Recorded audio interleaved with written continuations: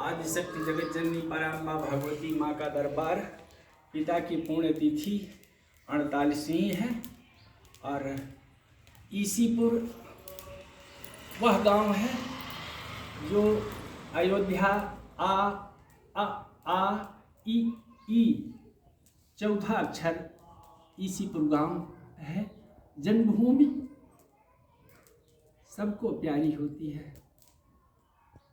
अतः जन्मभूमि से ही सबका मन विश्व में पहुंच जाता है, वही ईश्वर का रूप होता है। और ईसीपुर गांव मोक्ष दाई नगरी जन्मभूमि मिली और जन्मभूमि पर बहुत भाग्यवश जन्म लेने का अवसर प्राप्त हुआ है। अपने जन्म को सफल बनाने के लिए पुरुष जन्मभूमि से ही बाहर हो जाता है और इसी प्रकार से गायत्री माता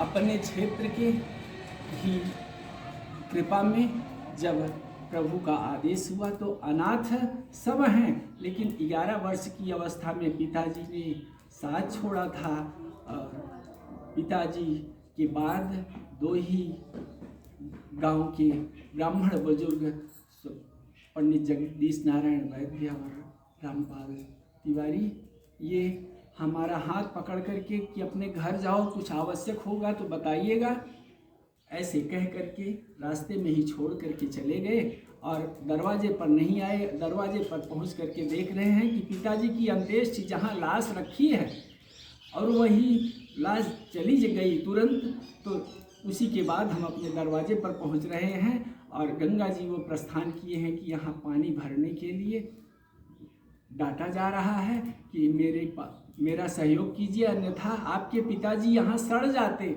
अगर मेरे पिताजी न ले जाते। और जिस ज्योतिष विद्या के लिए, ज्योतिष अनुसंधान करने के लिए ब्राह्मणों की, ठाकुरों की, सोमवंशी ठाकुरों की कृपा से पिताजी ये धारण कर चुके थे कि हम यह विद्या अपने किसी न किसी को कैसे भी देना चाहते हैं, कोई लेने वाला तो मिले, लेकिन इस संसार में, इस क्षेत्र में गुण न हेराने गुण ग्राहक हेराने। उस समय कोई लेने वाला नहीं मिल रहा था।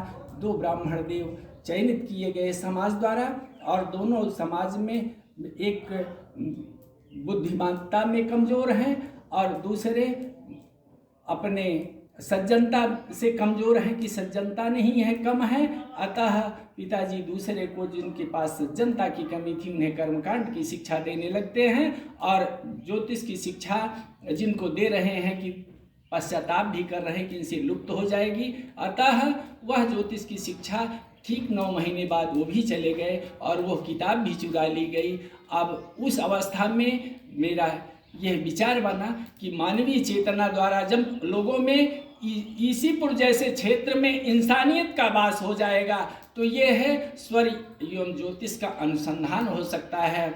और स्वर सांस जैसे जो वाणी निकलती है वह सत्य कही जाए, क्योंकि भगवान ईश्वर भी ब्राह्मण को अपने से बड़ा मानते हैं, अपने से अधिक सम्मान करते हैं। ऐसे ही 9 ब्रह्म हो गए हैं, क्योंकि सप्त चिरंजीवी हैं। जैसे हनुमान जन को व्यासो अश्वत्थामा बलिर्व्यासो हनुमान च विभीषणः कृपा परशुरामस्ते सप्तते चिरंजीविनः। ऐसे सप्त चिरंजीवी हैं और सप्त चिरंजीवी की भांति सप्त ऋषि भी हैं कि मरीच, अंगिरा, पुलस्त, क्रतु, अत्रि और वशिष्ठ। अंतिम ऋषि वशिष्ठ हैं और 7 ऋषि में वशिष्ठ, लेकिन पहले ये 7 ऋषि नहीं, जैसे रविवार सोमवार इस तरह से 7 दिन हैं, ऐसे 7 ऋषि हैं, लेकिन भृगु और दक्ष ब्रह्म में चले गए हैं।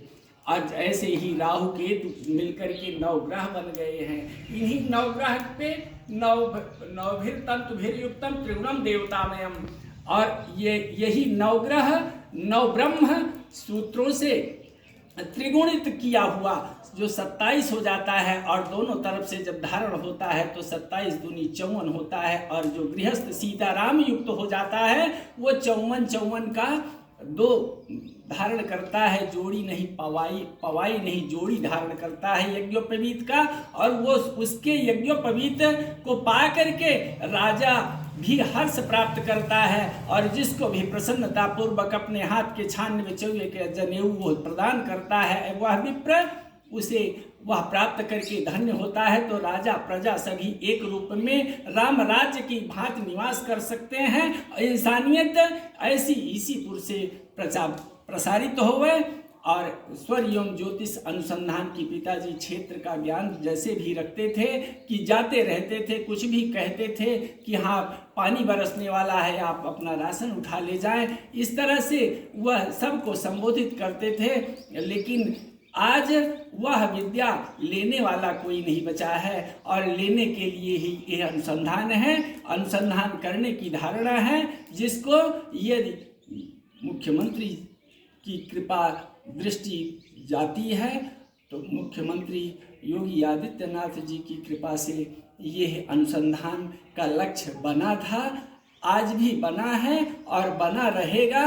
यदि यह अनुसंधान सूर्य एवं ज्योतिष अनुसंधान पूरा हो जाता है तो केंद्र निर्धारण के लिए पहले प्रार्थना है कि 23 जुलाई को होने वाली पूजा में 23 जुलाई की पूर्णाहुति बाहर ही हो जाए, लखनऊ में ही हो जाए, और लखनऊ के बाद यदि अनुसंधान के लिए कृपा बनती है तो जितनी भी भूमि है वह सरकार अपने आप लेवे, और सरकार की तरफ से वो केंद्र बनाया जाए, और सरकार की तरफ से अगर केंद्र बन करके कि जिसमें जनेऊ बनाने की विद्या से लेकर के त्रिकालज्ञ होने तक का ज्ञान दिया जाएगा।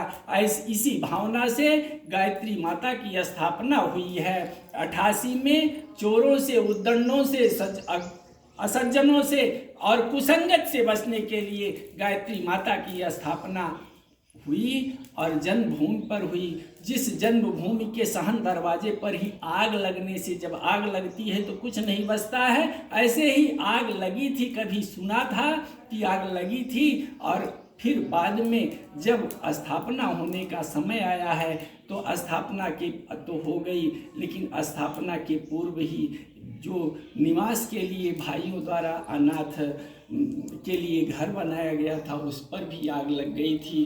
अतः 1997 में शादी करने के लिए बड़े भाई जगदीश नारायण वैद्य जी का आशीर्वाद मिला कि हाँ अब आप शादी कर सकते हैं, शादी कीजिए। तो शादी करके गृहस्थ बने, लेकिन यहाँ रहने का अवसर कि न यहाँ घर है न वहाँ घर है, कहीं घर नहीं है, लेकिन अभी 12 वर्ष तक जीवन धारण करने की धारणा है।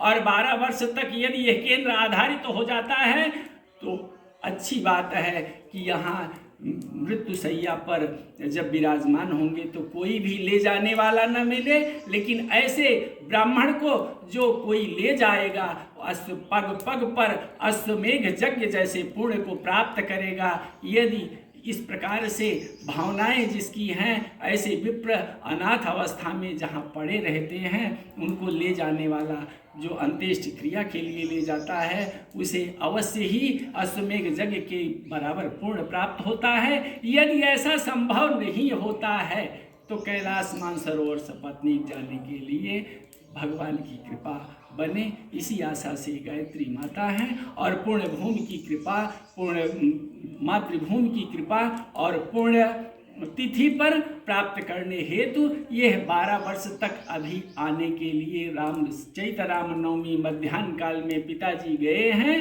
पिताजी का स्वर्गवास हुआ है।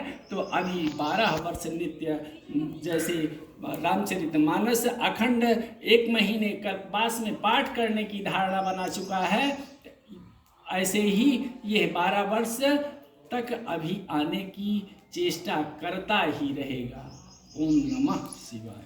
बोलो गायत्री माता की जय, साचे दरबार की जय।